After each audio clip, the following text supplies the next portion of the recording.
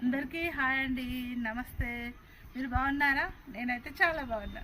చాలా రోజుల తర్వాత వచ్చింది ఏంటి అనుకుంటున్నారా? అంతేనండి, కొన్ని అలా జరిగిపోతూ ఉంటాయి. మనం అనుకునే అన్నీ జరుగుతాయా? జరగవు కదా, అందుకే లేట్ అయింది. అయితే నేను గులాబీలు ఎలా నాటాను అనేది ఫుల్ వీడియో ఉందండి. ఫుల్ వీడియో చూస్తే గులాబీలు ఎలా నాటుకుంటే త్వరగా చిగుర్లు పూలు వస్తాయి అనేది ఇంపార్టెంట్ అండి. కంపల్సరీ మా ఫుల్ వీడియో చూడాల్సిందే. అయితే ఇప్పుడు ఒకసారి మా గులాబీ పూలు చూడండి. ఇందాకే ఇట్లా టచ్ చేయగానే పూలన్నీ రాలిపోయినాయండి, రిక్కలన్నీ రాలిపోయినాయి. ఇక చూపించే ఏం లాభం అండి చెప్పండి? పూలు పెద్దగా ఉన్నప్పుడు చూపించాల్సింది, రాలిపోయినాక చూపిస్తే మీకు ఎలా అర్థమవుతుంది. కానీ ఇక్కడ పూలు అయితే రేకులు పడ్డాయండి, పూల రేకులు అయితే పడ్డాయి చూడండి, అన్నీ రాలిపోయినాయి. అయితే ఇప్పుడు ఇవి కట్ చేసుకుందామండి. అది ఇక్కడ పెద్దగా వచ్చినాయండి పూలు, అంటే నాటే విధానం బాగుంటేనే ఇలా తొందరగా చెట్టు పెరుగుతుంది, పూలు వస్తాయండి. పెద్ద పెద్ద మొగ్గలు వస్తున్నాయి. ఇప్పుడు ఎరువులు ఇచ్చుకున్నాం కాబట్టి సైజు పెరిగిందండి, చాలా పెద్దగా వచ్చింది. ఇప్పుడు వీటిని కట్ చేసేద్దాము.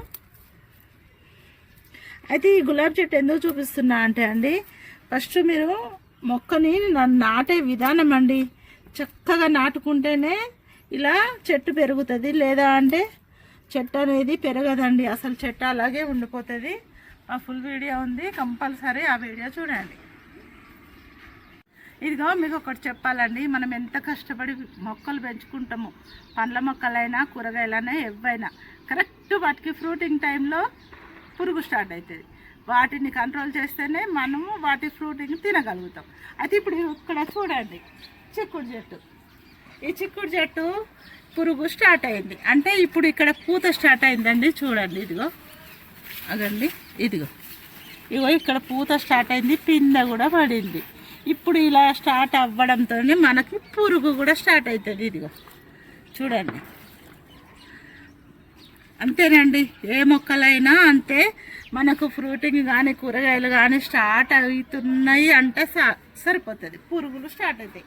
వీటిని కంట్రోల్ చేస్తేనే మనం తినగలుగుతాం, అంతే కదా. వీటికి ఇప్పుడు నీమాయిలు కానీ వేపాకు కానీ ఏదన్నా స్ప్రే చేయకపోతే మాత్రం వీటికి కాయలు మనకు దక్కవు, అంతే కదా.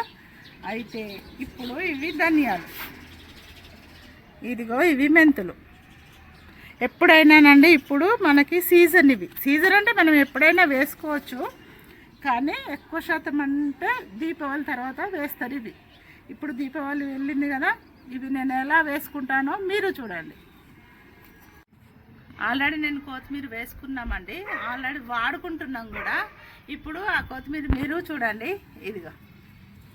ఇదిగోనండి, ఇదంతా కొత్తిమీరేనండి. ఆల్రెడీ మేము ఇది వాడుకుంటా ఉన్నాము, ఇదంతా ఇక్కడ నుండి చూడండి. అయితే కొత్తిమీర ఎప్పుడైనా వేసుకోవచ్చండి, కాకపోతే దానికి ఇప్పటి నుండి వర్షాలు పడవు కాబట్టి చాలామంది రైతులు దీపావళి తర్వాత వేస్తారు. మనకు అందుకే సంక్రాంతి టైంలో కొత్తిమీర అనేది ఎక్కువ దొరుకుతుంది, రేటు తక్కువ ఉంటుంది. అయితే ఇందులో చూడండి, అంత ఏమంటారు, ఇది తోటకూర అండి. ఇదిగో అంగవైల కూర, ఇదంతా తోటకూర మొలిచింది. ఈ తోటకూర తీస్తేనే ఈ కొత్తిమీర పెరుగుతుంది, లేకపోతే ఇది ఇందులోనే ఉండిపోతుంది. ఇది చూడండి, ఇది ఎంత పచ్చగా వచ్చిందో తోటకూర. బాగుంది కదా తోటకూర, ఇంత ఫ్రెష్ ఎక్కడ దొరుకుతుందండి మనకి, బాగుంది కదా. అయితే ఇప్పుడు నేను ఇందులో ఎలా వేసుకుంటానో మీరు చూడండి. ఇదిగో ఇందులో నేను మెంతి వేసుకున్నాను ఆల్రెడీ. ఈ మెంతి కంప్లీట్గా తినేసాము, ఓడ్చిపోయింది ఇదంతా మెంతి. అయితే మెంతి త్వరగా వస్తుందండి, అంతే. ఇప్పుడు ఇది కూడా తోటకూర తీస్తాను చూడండి.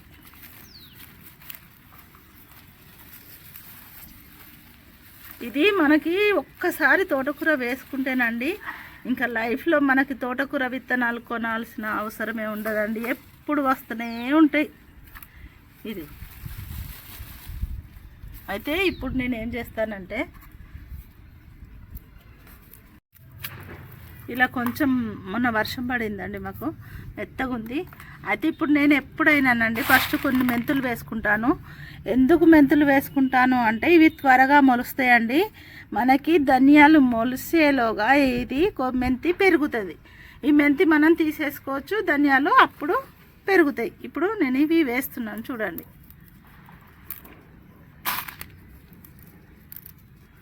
ఇలా కొంచెం వేసేసి ఇప్పుడు ఇవి వేసుకోవాలి. ఈ మెంతులు ఈరోజు నానతాయండి, రేపు మొలకలు స్టార్ట్ అవుతాయి. 2-3 రోజులల్లో మనకి మొలకలు ఎత్తుతాయి. ఇవి 10 రోజులు పడుతుంది మొలవాలంటే. ఈ 10 రోజుల్లో ఈ మెంతులు అనేటివి పెరిగిపోతాయి. అప్పుడు మనం వాడేసుకోవచ్చండి. అది ఎలా తీయాలంటే మెంతి పెరిగినాక ఇలా స్లోగా పట్టి ఇలా పైకి పీకాలండి. పీకితే అప్పుడు ఈ ధనియాలు అనేది మనకి పైనకు రావు. అందుకే మెల్లగా ఇలా మెంతి తీసేసుకుంటే ఈ కొత్తిమీర అనేది పెరుగుతుంది. అప్పుడు 2 రకాల మనకు బెనిఫిట్స్. అంతే కదా, మెంతులు వేసుకోవచ్చు, కొత్తిమీరలు వేసుకోవచ్చు. అంతేనండి. మనకి పైన అన్ని కుండీలు ఎన్ని కొంటాం, ఇలా 2 రకాల మనం వాడుకోవచ్చు. అంతేనండి. కాదంటే మనకు కోకోపీట్ ఉంటే కొంచెం పైన వేసుకోవచ్చు. అయితే ఇప్పుడు మీకు ఇవి ఎలా తీయాలనేది, ఈ మెంతి మొలిచిన తర్వాత నేను మెంతిని ఎలా తీసుకుంటానో మళ్ళీ మీకు చూపిస్తానండి. ఇష్టం వచ్చినట్టు మెంతి తీసేసినాం అనుకో, ధనియాల మొలక కూడా మనకి మెంతితో పాటు వచ్చేస్తుంది. అలా కాకుండా నిదానంగా మెల్లగా తీసుకోవాలి మెంతిని. అంతే కదా. ఇందులో కూడా నేను అలాగే వేసుకున్నాను. ఫస్ట్ మెంతులు వేసుకున్నాను, మెంతులు వాడుకున్నాను. ఇగో ఇందులో ఉన్నది ఆల్రెడీ చూపిస్తారండి మీకు.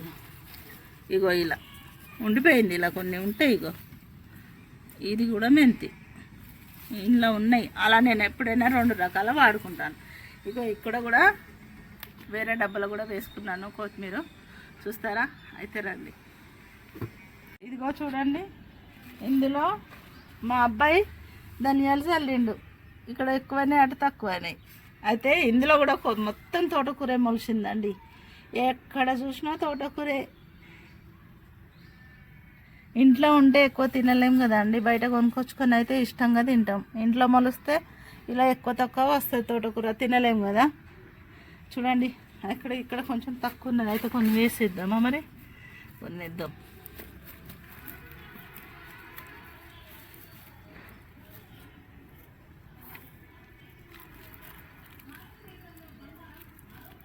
అంతే. అయితే ఇప్పుడు ఈ తోటకూర తీద్దామండి. తీస్తే మనకు కొత్తిమీర అనేది పెరుగుతుంది. ఇలా మట్టి మెత్తగా ఉంది కదా అండి, ఇలా అంటే వచ్చేస్తుంది. ఇలా ఒక్కసారి ఇట్లా అనాలి. ఇక అంతేనండి. సేమ్ ఇలాగే మనం మెంతి కూడా పెరిగినప్పుడు ఇలా స్లోగా ఇలా పైకి అనాలి. ఇలా ఎప్పుడు తోటకూరేనండి మొలిసేది, ఎక్కువ తోటకూర. చూడండి. అయితే మెంతులు లేకపోయినా ఇలా మనం కొత్తిమీరలు వేసినప్పుడు, ధనియాలు వేసినప్పుడు అండి, ఇలా తోటకూర కూడా వేసుకోవచ్చు. ఇలా తొందరగా తోటకూర పెరుగుతుంది, మనకి కొత్తిమీర లేటుగా పెరుగుతుంది. ఫ్రెష్ ఎంత బాగుంటుందండి, మంచి స్మెల్ కూడా వస్తుంది అండి. బయట అయితే ఇది ఒక రకమైన స్మెల్ వస్తుంది.